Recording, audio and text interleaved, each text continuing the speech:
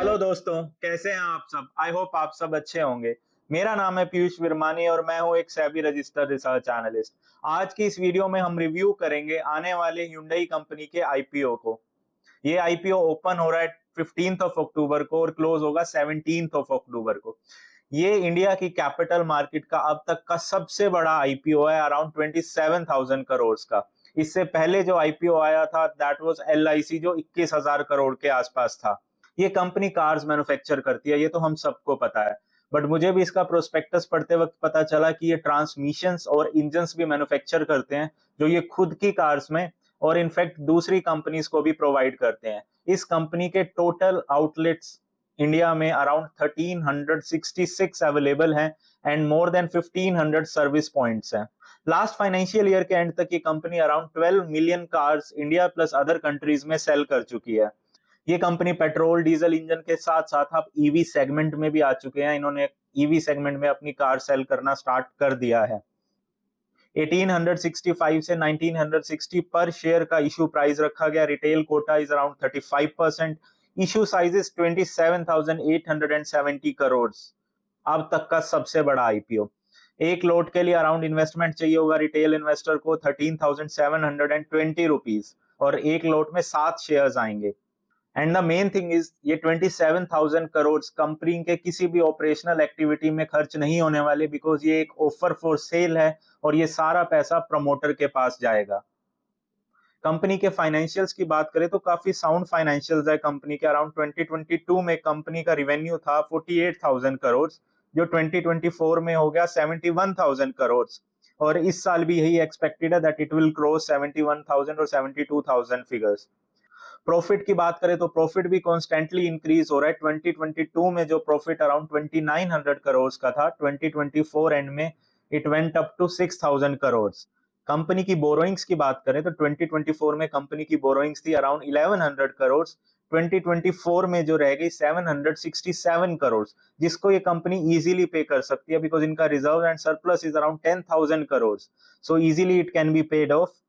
India में passenger car का सबसे बड़ा शेयर है that is of Maruti, around 42%। उसके बाद नाम आता है Hyundai का 15%। This Tata and Mahindra last 5-7 साल से they have given a very good turn around and they are giving a very tough competition to Hyundai। Tata का शेयर इज अराउंड 13, महिंद्रा का share is around 10। Remaining 20% share आता है बाकी की सभी कंपनी से, जैसे किया, स्कोडा, एमजी। इस कंपनी के आईपीओ की चर्चा मार्केट्स में पिछले 1-2 महीने से चल रही है। जब से इस कंपनी ने अपना ड्राफ्ट सेबी को सबमिट किया था for the approval of IPO, तब इस आईपीओ का ग्रे मार्केट प्रीमियम था दैट वाज अबव 1000। बट आज इसका ग्रे मार्केट में प्रीमियम बचा है that is around 150 rupees only. इतना मेजर फॉल आया इस कंपनी के प्रीमियम्स में, जस्ट बिकॉज जब ये 1000 रुपीज चल रहा था तब तक इस आईपीओ की प्रॉपर इंफॉर्मेशन आउट नहीं हुई थी और ये माना जा रहा था कि इस आईपीओ में शेयर्स की लिस्टिंग या शेयर्स का बैंड रखा जाएगा that will be around 1200 to 1300। But जब ये डिस्क्लोज हुआ कि इसके शेयर्स का जो बैंड रखा गया दैट इज 1800 टू 1900, उसने इस आईपीओ को काफी ओवर वैल्यूड बना दिया। इंडिया की सबसे बड़ी कंपनी मारुति, उसका पीई रेशियो आज की डेट में इज अराउंड 27, और Hyundai जिसका मार्केट शेयर मारुति का आधे से भी कम है, उसकी पीई रेशियो भी अराउंड 27 हो जाएगी आफ्टर द लिस्टिंग। सो इसने इस आईपीओ को काफी ओवर प्राइस्ड बना दिया। कंपनी ने लिस्टिंग गेन्स का मार्जिन ही नहीं छोड़ा। सेकेंडली, जैसा हमने डिस्कस किया, ये 27,000 करोड़ का अमाउंट जाएगा सिर्फ प्रमोटर के पास। Not even a single rupee will go into the company's account, जिसको कंपनी कल को कैपेक्स में यूज कर सके या किसी भी अनदर पर्पस के लिए।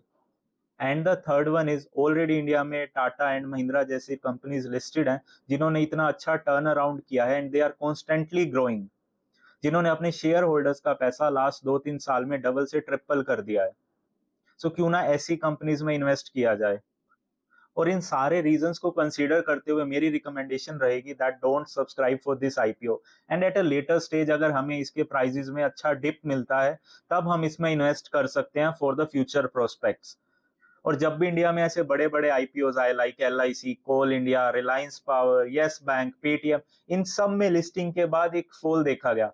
और अगर ऐसा ही इस कंपनी के आईपीओ के साथ भी होता है जो बिल्कुल गारंटी नहीं है कि होगा, बट अगर ऐसा होता है that time will be the best opportunity to invest. मुझे भी इस कंपनी के आईपीओ से बहुत एक्सपेक्टेशन थी, बट ऑलरेडी इशू साइज बहुत बड़ा है, सप्लाई की कोई कमी नहीं है। Secondly, it comes in the category of over prized valuations. So listing gains भी जो एक्सपेक्टेड है that is around 5 to 10% only, जो इस आईपीओ साइज के अकॉर्डिंग कुछ भी नहीं है। सो अभी के लिए हम इसको इग्नोर करेंगे and we will see in the future अगर कुछ अच्छी अपॉर्चुनिटी मिलती है to enter in this. I hope ये रिव्यू आपके लिए हेल्पफुल रहेगा, और इससे रिलेटेड आपको कोई भी डाउट है तो आप कमेंट कर सकते हैं। Thank you and do subscribe me for such meaningful content.